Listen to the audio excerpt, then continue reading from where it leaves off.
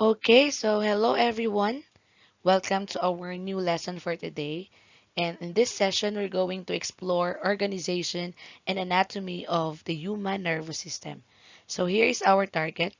You are expected to state the functions of the nervous system and correlate with those of other body systems and describe the functions of the divisions of the nervous system. Okay, so let's be honest. Have you ever drifted off to sleep while listening to your classes, or maybe synchronous classes, or even reading your learning guides or your lessons? Well, then, you are fully aware that your mental alertness and attentiveness can easily change, right?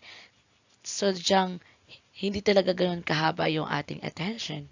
And did you know that such transition is actually regulated by the cerebrum and the brainstem? And we know these are parts of our brain. So they control the arousal or the state of awareness to the environment and also sleep wherein external stimuli are received but are not consciously perceived. So, although it has been said that sleep is needed for survival, the sleeplessness can also cause death. There is a very little information about its function in the body, but according to some articles from the Medical News last 2020, they suggest that sleep can boost learning. And this hypothesis is tested by subjects who were kept awake for 36 hours and have shown reduced ability to remember, even though they first perk up with caffeine. There were also some studies showing that there are some regions of the brain that are activated when learning tasks can be found to be active again while sleeping.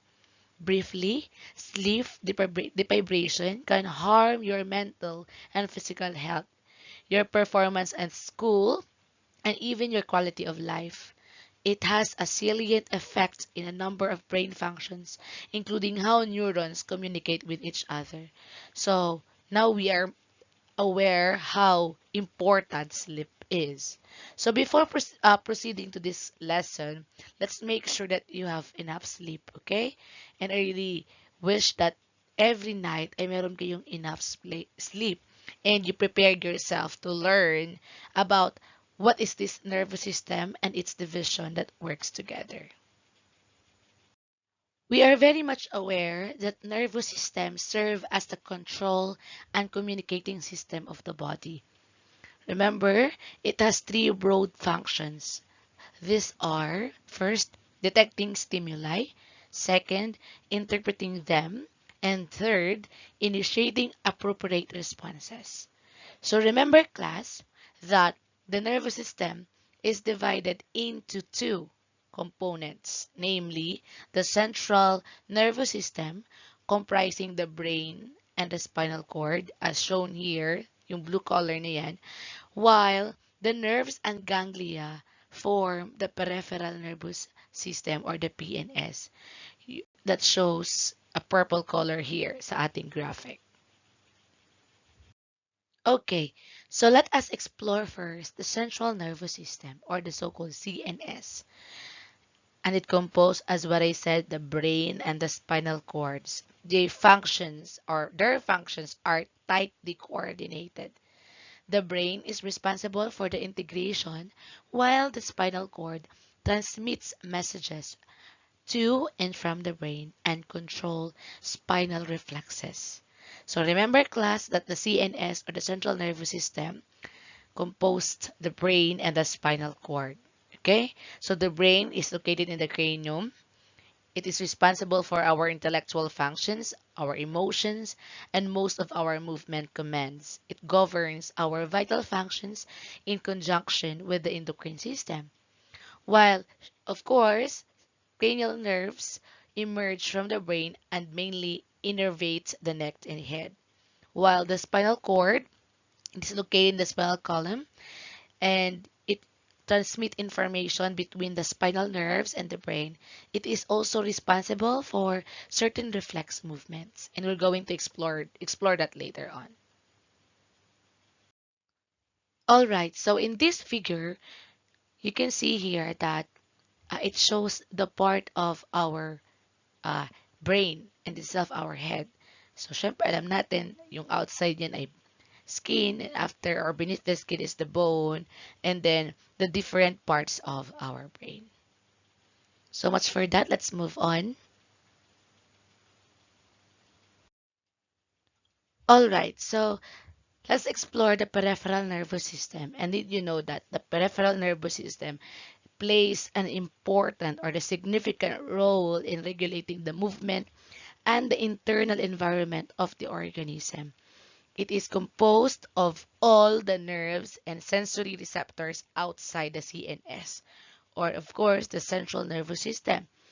And remember, it has two divisions, namely yung sensory and motor divisions. Okay? So the peripheral nervous system is subdivided by function.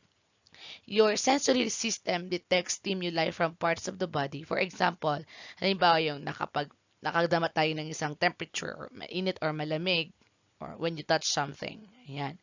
So the motor system, remember class, it controls movement of muscles with control originating from the brain and the spinal column. It is subdivided into somatic or voluntary muscle movement and the autonomic or involuntary movements, such as those relating to heartbeat, digestion, and pupil dilation. So remember class, the autonomic nervous system is further subdivided into sympathetic division or commonly described as fight or flight fast response. It allows us to respond in a very fast movement. Okay? While the parasympathetic naman is a complementary system that encourages relaxation. Of course, itong ating somatic, on the other hand, is further subdivided into sensory or the so-called afferent nervous system, which this is where our sensory organs receive stimuli from the environment. Say, for example, nakapag-touch ka ng mainit na bagay. So, yun, from the stimuli itself, yung mga sensory receptors natin, siya yung nagtatransmit ng message na yun ay kung ano yung temperature na yun. While the motor naman, or the so-called efferent nervous system, ito yung motor output. Okay? So, ito yung action na ginagawa natin. So, commonly, yun na ginagawa natin pag nakapag-touch tayo ng mainit na bagay, we withdraw, 'di ba? So, nilalayo natin yung kamay natin. All right.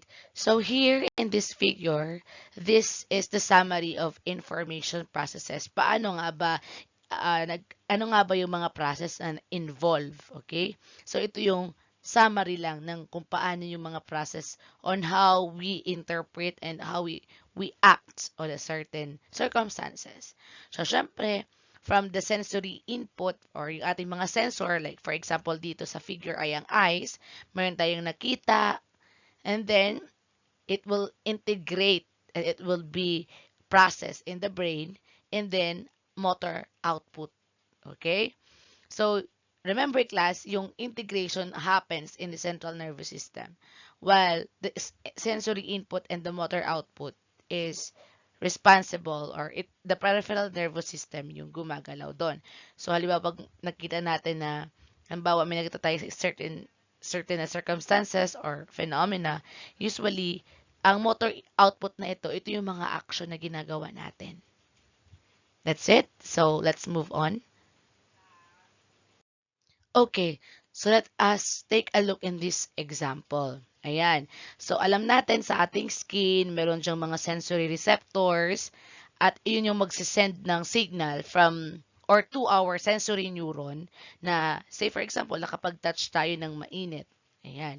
So, yung sensory neuron na yon magta-travel yung information papuntang interneuron.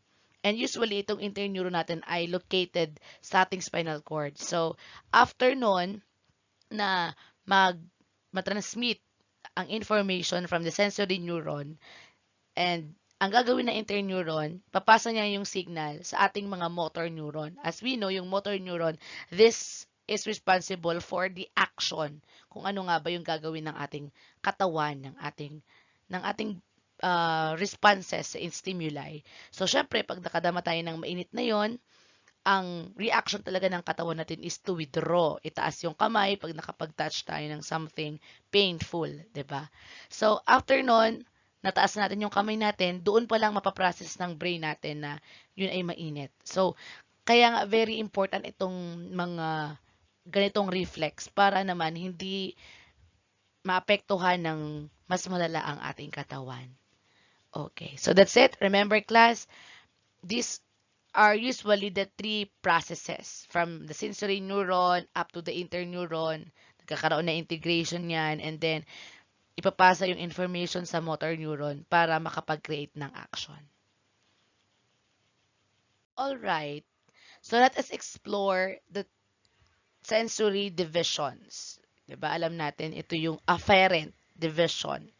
Itong afferent division, this transmit information from the peripheral organs through the sensory nerves to the central nervous system. Ibig sabihin, from the receptors natin sa mga sensory organs natin, say for example, yung ears, dito sa halimbawa sa figure, yung eyes, as well as hindi lang yung mga uh, ganong organs. Meron din namang mga internal receptors that monitor internal state. Halimbawa, pag ikaw ay nauhaw, nagutom, kung ano dapat yung body position mo, yung movement mo, and even pain na naramdaman ng katawan mo.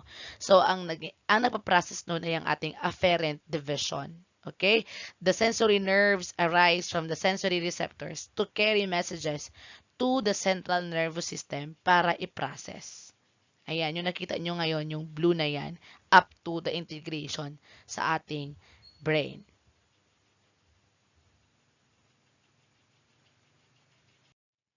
Of course, syempre magkasama ito. Tandem itong ating afferent at saka efferent division. Yung kanina, yung afferent is the sensory division. Ito namang efferent is the motor division. It carries the impulses naman from the central nervous system to the effectors for response or action. Yung mga effectors natin, yun yung mga motor output. Okay? Sa pamamagitan ng ating mga motor neurons para makapag-create tayo ng action. The response may either be in the form of somatic or autonomic responses. Thus, the motor division is further subdivided into somatic and autonomic nervous system. So the SNS, the somatic nervous system, involves the neurons that carry impulses to the voluntary, yung mga skeletal muscles natin. While, remember this, yung mga autonomic nervous system naman natin, dysregulate visceral functions over which there is generally non-conscious control. So, hindi tayo conscious nun. For example, heart rate, gut peristalsis, ayan, involving the smooth muscle, pupil dilation or reflex, and even sweating. Okay? So, this manages the involuntary visceral function through the reflex action. As we know, reflexes are nearly instantaneous movements which is in response to a stimulus. Ayan. This helps the organism to rapidly respond to a circumstances that might have potential to harm them. Although most of the autonomic nervous system activities are beyond our conscious control, some basic reflexes can be learned and thus perceived as voluntary. For example, the emptying of the bladder. Ayan, 'di ba? Kung halimbawa, kailangan nating umihi, nararamdaman ng katawan natin 'yon. So remember, the autonomic nervous system has two branches. Ano nga 'yon? Parasympathetic and sympathetic division. Tandaan nyo yan. Okay? Okay, so in this slide, let us discover the parasympathetic division and the sympathetic division. Ayan, ito yung two branches, 'di ba? And very opposing sila yung kanilang mga actions in the organs that they control. For example, itong sympathetic division, it employs non-adrenaline which has an arousal and energy-generating effect. Kaya nga, the fight or flight response.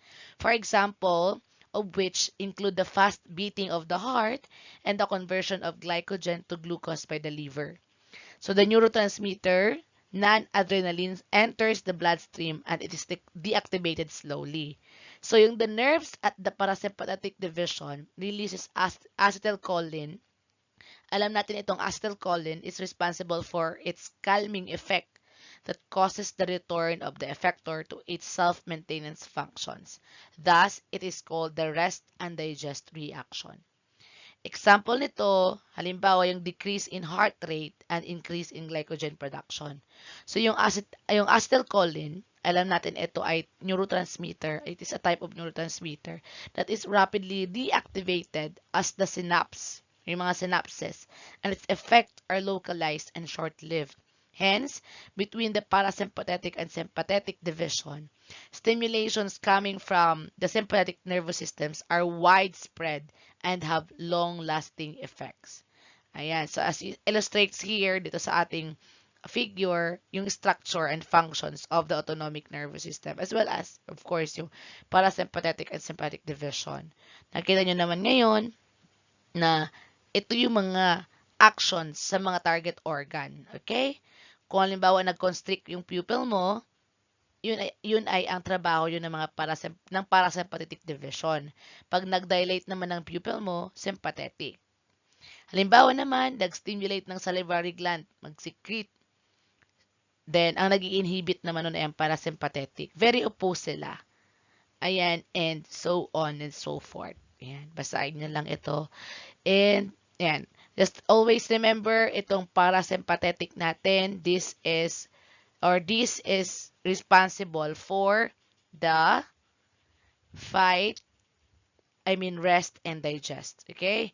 Pero itong ating sympathetic naman, na division, ito yung fight or flight response. Kaya nga kung halimbawa, nakita ninyo, pag nag-accelerate yung heartbeat natin, sympathetic division yon. Pag nag-slow na yon, parasympathetic division na yon, I mean. So, that's it. Let's move on. Ayan. So, here, this is the summary of the central nervous system or the information processing. So, as we know, para ma-attain yung homeostasis or yung balance ng ating katawan, nagre-rely sila ng cooperation of the somatic and the autonomic nervous system. As we can see here in this figure, ito yung mga parts and kailangan yung tandaan. Okay? Yung mga divisions and mga subdivisions ng ating central and peripheral nervous system.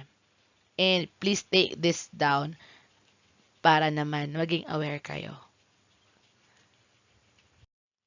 Alright, so I guess we are done and I really hope you learned something from this video lesson. So, para mas maging aware kayo, pwede nyong ibalik or balik-balikan itong video na ito. Okay? So, that's it. Goodbye everyone and thank you for listening.